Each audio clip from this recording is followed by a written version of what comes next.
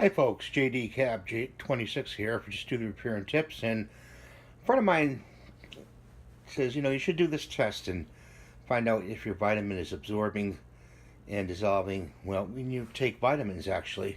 So she said to use white vinegar, which we have in the bowl right there. And we got a vitamin from Walmart. I'm going to drop it in the bowl, see what's going on. So let's get a close up of this. It's in the white vinegar. Okay. It looks like it's not doing anything yet.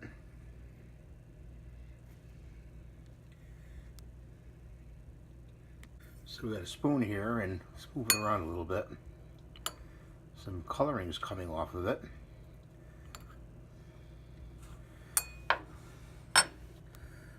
Okay, so she is correct. So when you take a vitamin and even though you chew it up with your mouth and everything else, that just comes out of your system when you defecate or go to the bathroom, that is.